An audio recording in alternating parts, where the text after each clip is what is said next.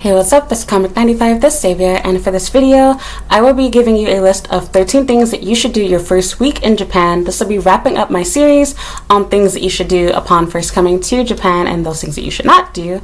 So yeah, I'm going to talk a little bit about these things, so I'm not going to go into a ton of detail like how I did in my other videos. This will be shorter. Hopefully, I will try my best.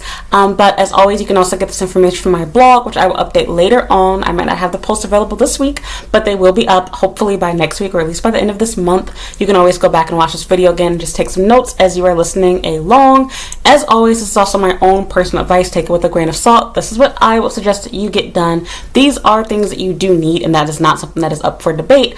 But whether or not you need to do it your first week is. You don't need to do all of these things your first week for everyone. It depends on your purpose in being here in Japan, or what you already have done or don't, or what your status is. Some of you are already married, so some of these things might not be such a big deal because you have a spouse that can handle them for you. But I'm speaking for the average foreigner that's coming here as a student on a student visa, or that's coming here to work on a regular working visa, and you are living by yourself, I am assuming, as my title said. So let's go ahead and get into this video. Number one, you are going to want to get a temporary Japanese phone number. It's very complicated, but basically it's a catch-22. You need a phone in order to get a phone or anything else. They're going to want you to have a Japanese phone number for things like a bank account. Some jobs are going to require it. Just having one on hand makes things much easier for you. You can easily obtain this via Skype. You can pay, I think it's about $5 per month to have this phone number. It's either like $5 or $10. Very affordable, and it's worth it because with this phone you can both receive Japanese phone calls without having to pay for long distance, and you can make the calls. It does cost money to make calls, but again, it's much more affordable than using your regular phone service. So I do suggest that you go ahead and buy a temporary phone number so that you can solve this problem without having to use your school's phone number or your boyfriend or your pen pal or somebody else and make it personal and share your business. Just do it yourself by using a Skype number. Number two, you're going to need a Japanese bank account. For most people, you'll probably find that getting your first bank account at Japan Post will be the easiest option for you. I already have videos that give you my own recommendations on these things, so please go to my YouTube channel's homepage and check out my playlist on things like that for getting started in Japan. I've already talked about banking, and I've already talked about phone service, etc. So please check that out there. But you are going to want to set up a Japanese bank account because you are going to need this in order to get paid. Most jobs will not give you the option of being paid in cash, or they won't give you a check or something like that, like how you have that option in the US. You will only have the option of direct deposit, and generally speaking, you want that, so this way things are much easier for you when taxes come around, and it makes things not so complicated. You also want to make sure that a part of getting this bank account, you know that this is the bank account that your company wants you to have. Different jobs want you to have a bank set up with a different bank account, so they don't have to pay any extra fees, and so that transfers go through smoothly. So for example, if your bank uses Mizuho, they're going to want you to have your account with Mizuho. Some schools don't care, and you can have a bank account with MUFJ, or you can have, or call it UFJ, whatever they call it. You can have a bank account with I forget the names. All these different banks. I have several different bank accounts here. So yeah, I have an account with everybody because I've worked so many jobs. I honestly didn't want to open up all these accounts, but it's worth it. You'll find that there's things that you like about different banks. You can get help from English speaking staff at all of these banks. They all have branches that have at least one staff member that can speak English. If you want to know if somebody can speak English, you can always call their number, which is bilingual staff that can talk on the phone to you, and they can help walk you through things. And again, your phone is your best friend. Use Google Translate so you can speak to the Japanese staff. You can even have a friend come with you, or a coworker, or a manager at your job or school, whatever. People want to help you. Don't feel like you're alone and doing this by yourself. There's probably more people that are willing to help you than you think. Just open up your mouth and ask. Closed mouths do not get fed. But you are going to need a bank account. It makes things easy for you also to receive money. So yeah, you want a bank account for your job and to keep you functioning here in Japan. It is possible for you to transfer money from your account overseas, but this is also for another video. That's also very complicated because depending on your bank and what city you're living in, it might not be possible at that branch, but it is generally possible with your bank. Number three, if you are staying here long term, you are going to want to get a data plan, and that's a part of the catch-22s. You needed to have already gotten a Japanese bank account, usually, and you normally need to have a Japanese phone number already, usually, too. This is why you need to get that done before this. So with your data plan, you'll be able to use unlimited Wi-Fi. You'll have the ability to text and make phone calls, which you won't do so often because in Japan, people normally use the Line app instead of texting phone numbers directly. And this is something that's really weird to get used to because it's an Asian thing. Because even in like other Asian countries, people normally use either Line, WhatsApp, WeChat, something else. besides their actual phone number. To me, it's so wasteful because it's like these companies are making all this money and we're not even using the stuff that we're paying for. Like, we just use data basically, and most of us are afraid to use data too. So like everybody uses free Wi-Fi everywhere, but that's another story. So anyway, yeah, you are going to want to get a data plan. You can choose which one works best for you. I made a video on this already on my YouTube channel's homepage. You can go and search on my playlist. I've already done a video on which plan I recommend you go with. But you are going to want to have a regular Japanese phone number and the ability to make phone calls and text, because some numbers, such as emergency numbers, cannot be accessed through Skype. So if you need an ambulance or need to call the police, you cannot do that using Skype for the most part.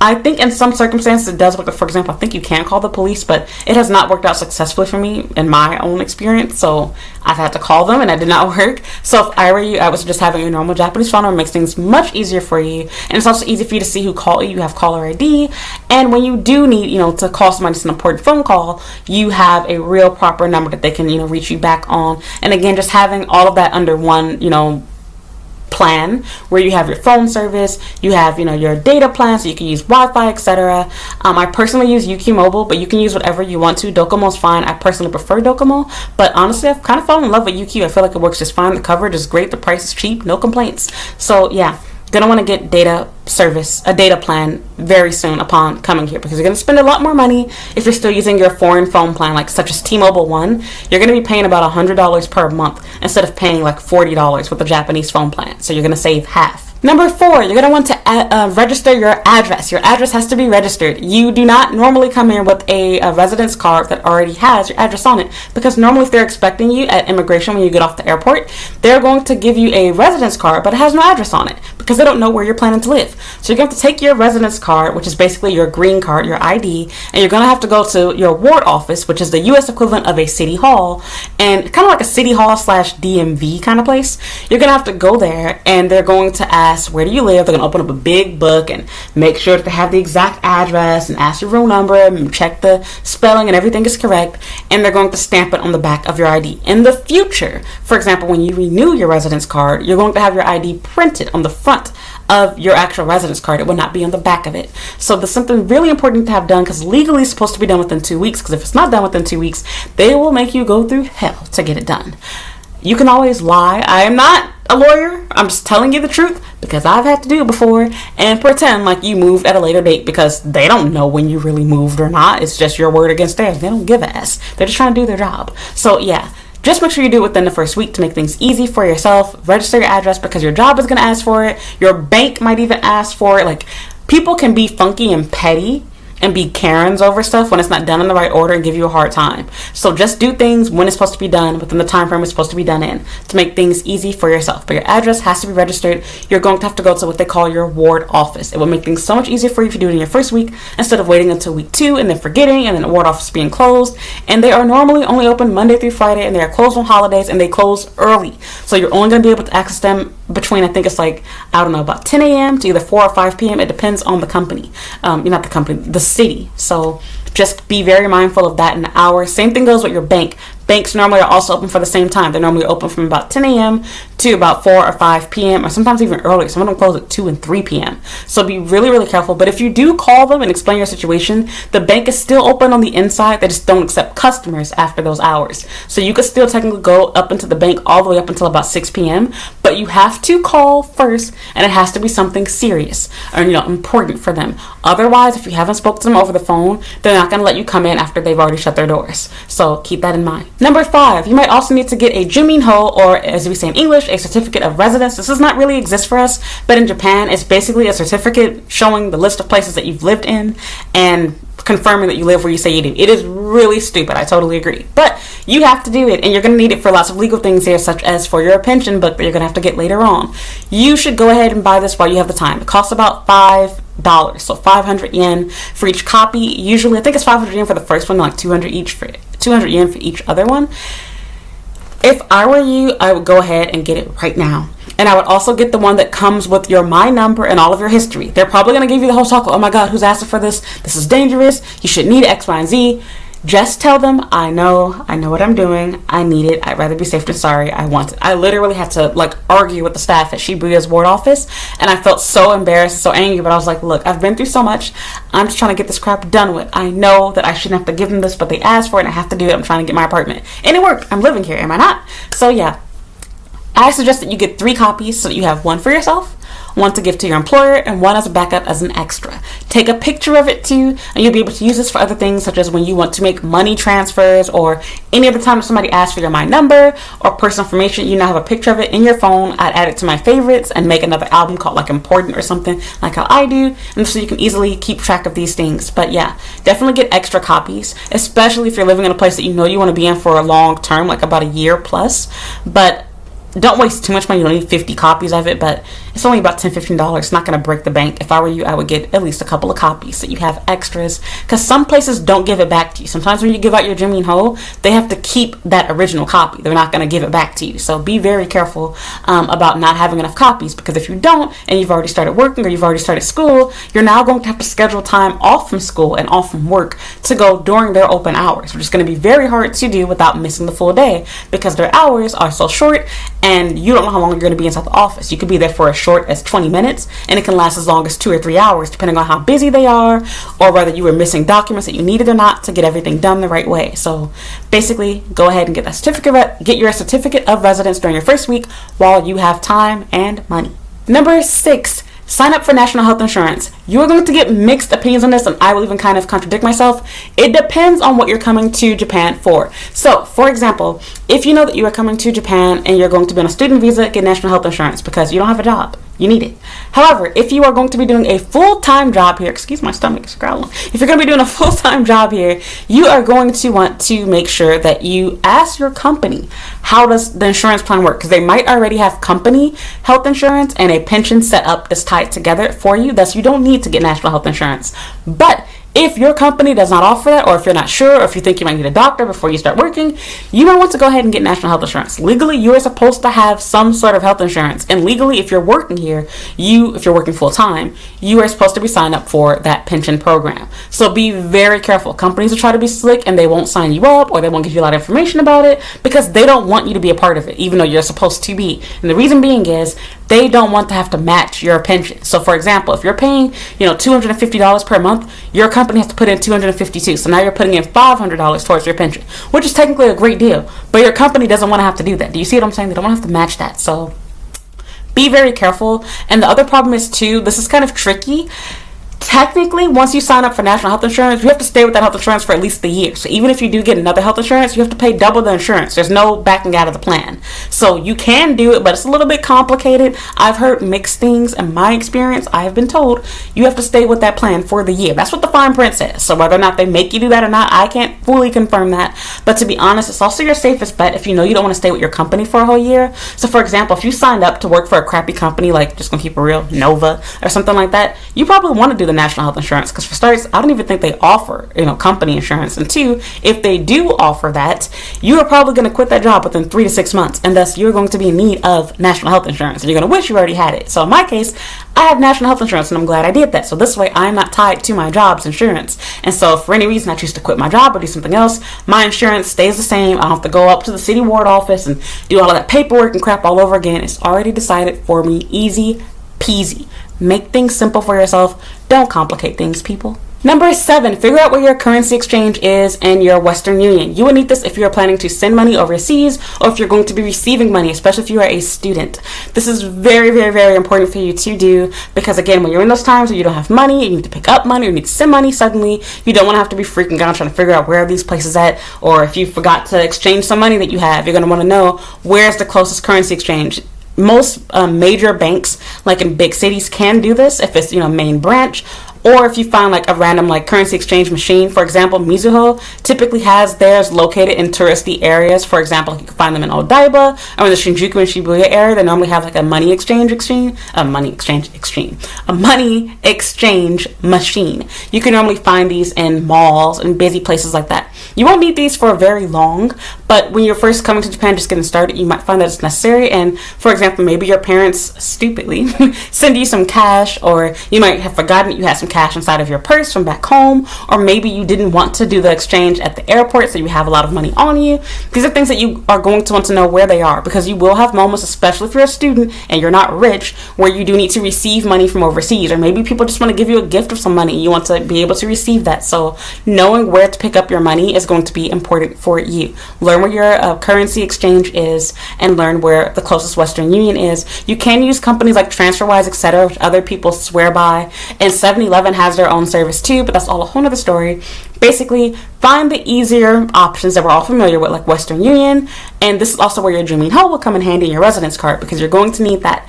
Your My Number card you should also be receiving in the mail at your address upon registering it, but even if you didn't, upon getting that Dreaming Ho, they already have decided what your My Number will be. It's going to basically act as your social security card number here in Japan, so do protect that. Keep up with it, and you're going to be requested to use it for things such as work and whenever you transfer or receive money, so they can keep tabs on how much money you have and whether you're actually reporting your taxes and things like that. So just be really careful with that information, that you don't let it get out there, and more importantly, like I said, know where these locations are so that when you need them, you're not freaking out and trying to find them, figure out their hours, because even though you think, oh, I just use Google Maps, locations close, hours, places change, and on top of that, just because you know where a place is, Japan is not like the US. Buildings are stacked on top of each other, signage is real small and discreet, and it's really difficult to find lots of places here, including Western Union. It's not some big, gigantic store or something like that. It's a little itty-bitty sign in the middle of nowhere where the Google map tells you that, it's on this side of the street and it's on the other side. Just figure it out beforehand so you're not panicking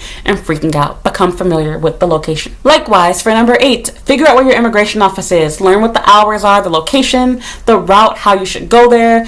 Take your screenshots if you must, but just become familiar with the place so that this way, when you do have to go there to get your visa in the future, or when you do have to fill out some paperwork, etc., you know how to get there the easiest way possible. If possible, consider making a little, day trip for yourself and trying to go the route there. And this way you can go inside the building even if you have no appointment, no whatever, just to see the place. You could literally waste your time and go to immigration and do nothing there, but just sit and watch everyone all day. No one's going to make you leave. So if you want to, just to get a feel of what the ambience is like and see what it's like before you have to go there, why not go ahead and do it and see what it's like? This way it'll be easier for you. You won't feel so nervous and panicky because your first time going, you're by yourself, and now you have to go here. And it's not for the fun of it or for figuring things out, but you really need to get this done by yourself. So just consider that as something that you might want to check off your list during your first week. You're probably not going to have to go to immigration until after your first year, or even longer, depending on how long your visa is good for. For example, for myself, I did not have to go to immigration again after first coming here until almost 3 years after I first came to Japan. So it didn't become a thing for me to do until my visa expired. My visa was good for over 2 years upon first coming here. So just keep that in mind, that you probably are not going to have to deal with immigration very soon, but just for the fun of it and just to have it, information, because there are times where you do need to go to immigration. For example, legally, for changing your job, if you want to get new visa status, for example, if you're like me and you want to change your visa to do modeling work or whatever, if you're a student trying to get a part-time job, you're going to have to visit immigration long before your visa is over. So yeah, you're going to have to go up there a couple of times back and forth. So it is important to know where this place is located. And this way you also know what's the best way to get there from where you personally live. Because while we all know, yes, it's in Shinagawa, how do you get to Shinagawa from where you live? Those are important questions that you need to have answered. Number 9, you should have already done this in order to do some of the earlier things on the list, but learn where your ward office is and learn if you have multiple offices to go to. And depending on where you live, like for example, me, I live in a large city. Same thing can be said for people that live in Shinjuku. If your city is really big, you can normally go to multiple immigration offices within your city. So for example, I can go to the immigration offices closest to my house, as well as the main one for the entire city of Shibuya. Shibuya is a big place. So there are literally little neighborhoods within Shibuya. And so each little neighborhood has their own ward office, just about. So with that said, I can choose to go to my big office, which is the one that I do choose, or I can go to a smaller one that's closer to where I live. So you might have those same options too, which can be really helpful. If you live in Osaka, you probably don't have that option, but people in Tokyo do, depending on what city they live in. Do also keep in mind that the more expensive your city is, the higher the taxes are, and in turn, the immigration office will also have nicer staff. It will look nicer, it'll be cleaner, and it will also be easier to get help for things that you need help with. For example, in Shibuya, they actually have it where they can have a foreigner act as the translator for you in the immigration inside the city hall office, which is amazing.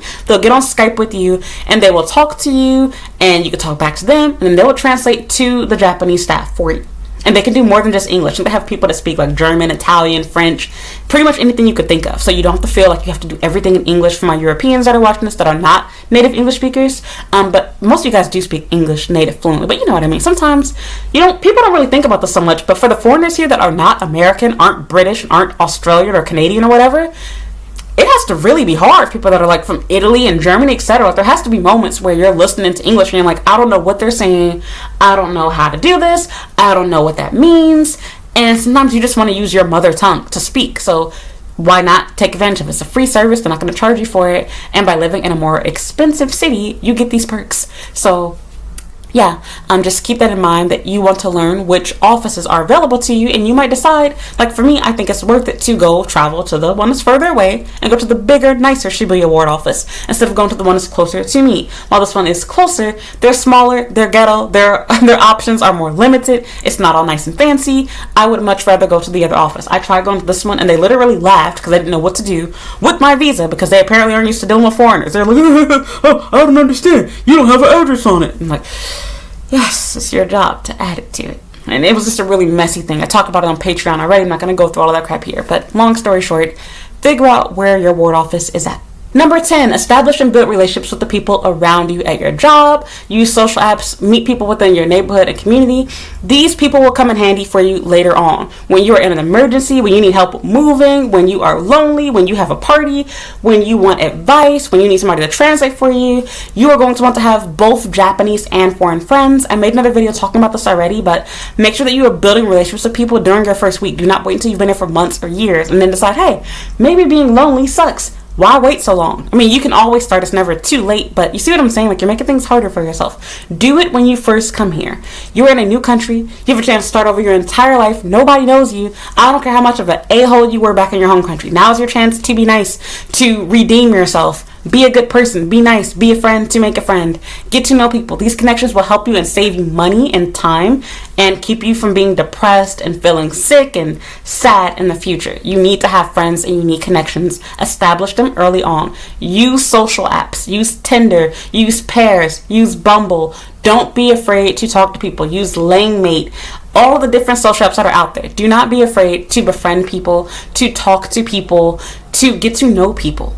You don't have to be alone and feel isolated. And again, by having these connections, you'll make things easy for you later on when you need to move, when you need somebody to translate your utility bills for you, when you need somebody to go to immigration with you that can speak Japanese. You will have the help that you need. Number 11, figure out where you have an English-speaking clinic and or hospital. So this way, when you have an emergency, you know which number you want to call, who you want to go to. You might even find it worth it to print off or have a screenshot of that information and either have it on your refrigerator or have it like in your phone. So that this way, when you're feeling really sick or really bad, or when your company or school asks you to get a checkup, you have a clinic or a hospital that you would like to go to because you already looked into this information, instead of having to freak out and be like, oh my god, I have 3 hours to find a clinic, where should I go? Take the time to look up the reviews for these places, look at their website, see if they have English speaking staff. You might even consider going up to the place and visiting yourself and just asking some questions. That wouldn't hurt to do. So get to know your area. You need to know where the hospital is, where the clinics are. There are tons of clinics all throughout Japan, and unlike in the US, normally you go to a clinic and not in hospital for things like your checkup. In the US, I don't know about you guys, but whenever I had checkups, my doctor was actually rich. He was a rich black guy and he had his own private clinic. But normally when I would see a doctor, we would go to like the actual hospital for checkups and appointments. In Japan, it's kind of the opposite. You normally only go to a physical, like real hospital when you're truly sick, like for emergencies and things like that. Normally regular checkups are done at clinics here. So they are typically crowded. So you will need to make like reservations oftentimes to know that you're coming, but some of them are walk-in and they take appointments like that. Other ones you can send them an email. So like really like just figure out where the English speaking clinics are, because you're going to want to have them. So for things that are important to you, you're going to want a doctor that can actually convey and translate what's going on. For example, thankfully this happened before this pandemic. I had pneumonia really bad and it actually had got into both of my lungs. I literally thought I was going to die. It was the worst I'd ever felt in my entire life. I was so weak. I had no energy. I had no appetite. I had a very high fever. It was almost 40 Celsius. I was just feeling awful. And my doctor wasn't the best English speaker, but he could speak English. And there was also another couple of staff members there that could speak English. And that was in Osaka. I went to, I forgot what it was called. It's called Kita something hospital, somewhere in Osaka, basically. So, yeah, it was near Umeda Station, kind of. But oh my god, they saved my life. And I can't imagine what it would have been like if I had a Japanese speaking doctor that, couldn't speak any English and I didn't know what was going on with me. So it just feels so much more confident to have a doctor that speaks your native language. Of course, if you're not a native English speaker, this becomes a more complicated problem. But hey, I'm in America. I'm speaking for me and other English speakers. If you can speak English native fluently, that will really help you in these situations. You are going to want to have a doctor that can speak English very fluently in English, because it's better than one that can speak fluently in Japanese. No matter how good your Japanese is, you'll find it more confident to have a doctor that can speak English, trust me. So just knowing where these clinics and hospitals are before you need them really pays. Locate them ahead of time, get their contact information, the names of the doctors, the phone numbers, etc. And hopefully, if you can, plan a little appointment there, maybe to go later on in the month, so that this way you've already become familiar with the place. So when you do get really sick or have a real emergency, you're already comfortable with this place because you've been there before. Number 12, locate the stores you'll be using the most. So things like your grocery store, emergency things at the police station. You need to know where your post office is for receiving and sending mail. You're going to want to know where the drugstore is, places like that. And the reason why is because, unlike in the US, in Japan, generally speaking, things like laundry detergent, cleaning supplies, medication, you're going to have to actually buy at the drugstore. Normally, grocery stores only sell a very tiny section of these things. It's not like how it is at Walmart. So unless you're going to like Don Quixote or Aeon, you're not going to have, even Aeon doesn't have that big of a selection. Don Quixote, if it's a bigger store, they do. You're going to want to go to an individual store to buy these items, and it's important to know where these places are inside of your neighborhood. So spend your first week looking for these places. Find where the pharmacies are, find the drugstore, find where the different grocery stores are, because there are different priced grocery stores. There are the more expensive ones, such as Aeon, and then you have the cheaper ones that you can go to, such as like OK Grocery, etc. Aeon, depending on where it is located, the pricing is very different depending on what type of Aeon it is. So there's also international stores too. So just know where your stores are, where the post office is. That'll come in handy when you want to buy boxes or when you want to mail a box. And keep in mind that they've changed a lot of rules. For example, if you want to mail things internationally, you now have to have a printed out label. You can no longer write the address on the box. I don't know what the reason is for it. I believe it's because maybe things might have been getting sent to the wrong place because they couldn't read the address label because of people's writing style with foreign addresses. I don't know what it's all about. But long story short, you're going to have to print it off online. They do have an option for you to have it printed off in store. Figure these things out by going to Japan Post's website yourself. You can also use Yamato, their Kuroneko of service or whatever, like Yamato service. You can also use them. You don't have to just use Japan Post. And both services allow you to go online and you can schedule for someone to come to your home to pick up your parcels too. But you will need to have boxes in most cases. They can provide you with boxes, but you're going to be limited based off of what they have in stock. So you might find it worth it to just go ahead and buy a box yourself. Places like convenience stores like 7-Eleven, they can give you boxes for free. They keep their boxes after they're done taking down their merchandise, but not all stores will be willing to do that, and not all stores, know that they can, and not all stores want to help you. So just go ahead and buy the boxes yourself. Like, you can go on Amazon or go to your closest post office like Japan Post, or even like grocery stores. They sometimes have free boxes, even boxes that you can pay for it yourself. So yeah, just know where these emergency places are, especially at the police station that you need something. I've had to file police reports myself. I've had to report people for stalking me. It's so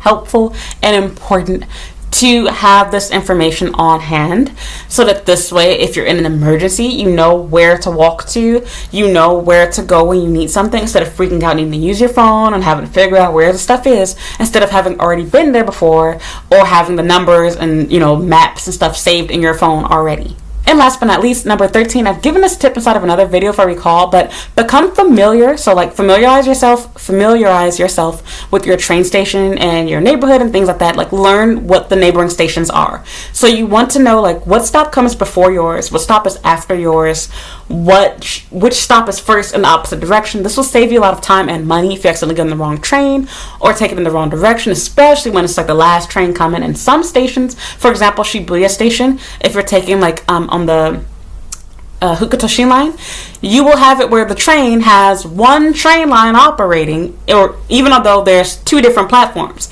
but the train will only come on one platform. And that was really confusing when I first came in. It even effed me up recently because I forgot. So even though it says that, this is the platform for whatever, you'll be standing there looking stupid, and no Japanese person is going to tell you, hey, there's no train coming there. The train's over here.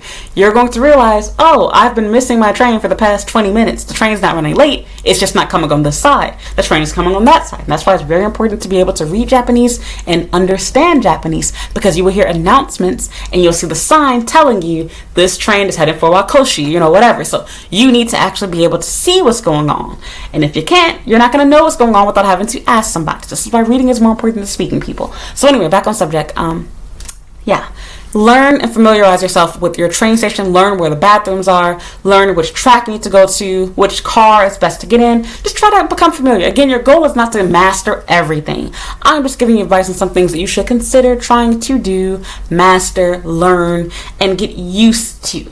The goal is not to actually master it, but to start practicing mastering it. You forget what I mean. Try to work your way around learning and becoming familiar with life in Japan. So that is it. Those are my 13 tips for things that you should do during your first week here in Japan. Hope that you found it helpful. If you have any advice or anything you would like to add to it that you think that you should get done during your first week, please feel free to leave it inside of the comments below.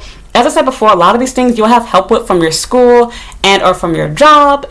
And you can always ask other foreigners that live around you, your friends, your family that are here in Japan if you have any, and they will be more than happy to help you, because we've all been there and done that. There's groups you can ask these questions in as well. Don't be afraid, and do not be ashamed of using Google Translate. You look a lot stupider trying to use your 2 Japanese words to try to get by versus just typing in your phone what you want to say and making things easy for everyone. Because to be honest, while you feel anxious because you don't speak Japanese, the staff feels embarrassed that they don't speak English. So look at it that way. And this is the truth. It's not just me saying that. A lot of the times they feel self-conscious and apologetic because they know that they should know English. It's not just because they're being polite in Japanese. They spent 4 to 8 years learning it between, junior high school and university. And you can't speak at all. There's people that are living in freaking Italy and Germany and that spent 4 or 6 years learning too, and they can speak English better than I can. So you see what I'm saying? But we're not going to go there for this video. So long story short, basically, don't worry about trying to do everything. Try to get a couple of things done and spread things out. Don't try to do everything in one day. So that's all. Thank you for listening. Thank you for watching my video. Hope you found it helpful. If you did, please give me a like. Leave a comment down below. If you have any questions, please leave me a comment asking, or you can send me an email, and I'll try my best to make a YouTube video answering your questions in a future video. As always, I would appreciate it if you would subscribe to my YouTube channel, and you can also follow me on Instagram and Twitter at Comic95. I have a Snapchat and TikTok that you can follow and add me on at Comic the Savior. I have a Facebook fan page at Comic95 the Savior, and a blog at Comic95.com. I also have a YouTube channel, obviously you're on here right now, but on my homepage I have tons of playlists on my YouTube channel that you can watch that will give you information about working, studying, dating, living here. You can literally just use the search bar. I've probably already made a video answering your question. And yeah, that's pretty much it. So thank you so much for listening. Thank you for watching.